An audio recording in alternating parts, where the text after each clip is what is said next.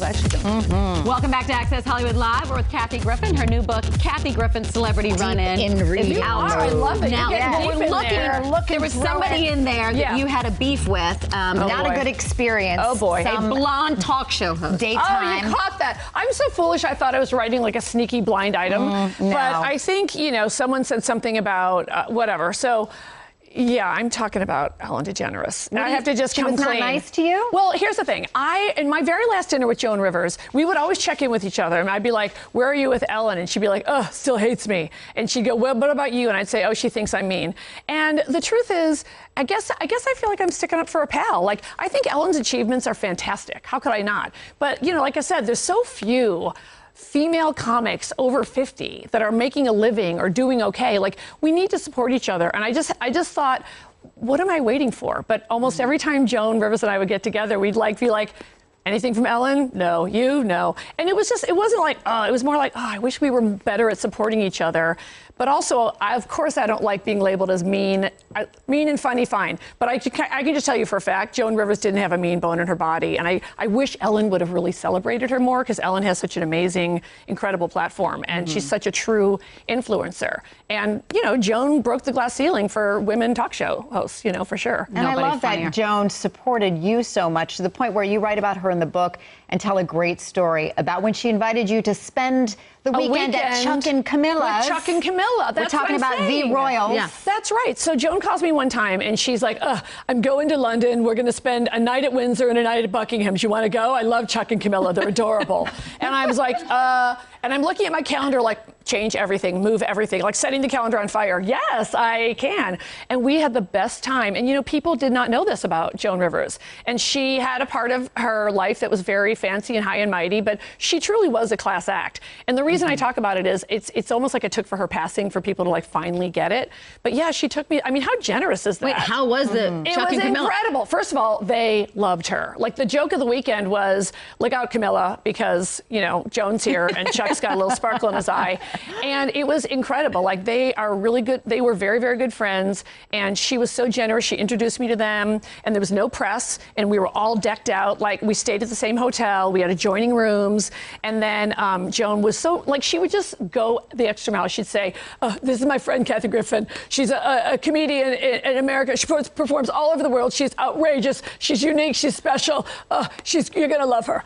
And then Charles leans into me and he says, no joke, he says, and where would we be without newspapers and comedians keeping us honest? And I thought, that's kind of true. Like, really true. Whoa. And Camilla, I could tell, like, adored her, and they had like a genuine friendship. But it was just an incredible thing to be like, sure, come along as my plus one. And to tee you up like that. Yeah, she teed me up. We got to get back to the John Hamm story. Oh, so what did he say? Okay, so what did he say to you? Here's my issue, because I know I'm going to take a lot of flack because everyone loves Hammy. Okay, so he just doesn't care for me, and that's obviously his right. But one time among my 2 8-person dinners with Jack Nicholson. Oh. You heard me. Yeah. So, you know, I get to talk to him. And once again, I wrote this book because you would never think I know Jack Nicholson at all. And I don't know that he could pick me out of a lineup, but I'm just saying I have met them. I promise. So we're at a small dinner and it was exciting. I mean, Nicholson's like a unicorn. He doesn't go out. He doesn't go to the opening of an envelope. Is he real? Is he fake? You know, he's one of those. He's a freaking legend. So he's talking, and Whitey Bulger had just been captured, and he played him in The Departed. So I said, Jack, what do you think about the capture of Whitey Bulger? And he starts to get very animated and do his impression, and like it's like watching a scene from The Departed. And then he's talking about filming The Departed with Scorsese. And the whole time Hammy is in my ear going, I know he's trying to be funny, but he's like, you're so old. Look at how old you are. And here's Jack Nicholson actually talking to me. And I'm just like, not now. You're outclassed. You'll never keep up. Zip it. Jack's talking. But he just wouldn't persist. It's kind of funny. No? Yeah, well, I can do without saying you're so funny. Old, I can't stop looking at your wrinkles. But I'm mad because I feel that if that had not happened, I would be Mrs. Jack Nicholson right now. Okay, wait, before we go, your new neighbors, Kim and Kanye. Yeah, what have you me. seen? How is Kanye doing? Like, what do we know?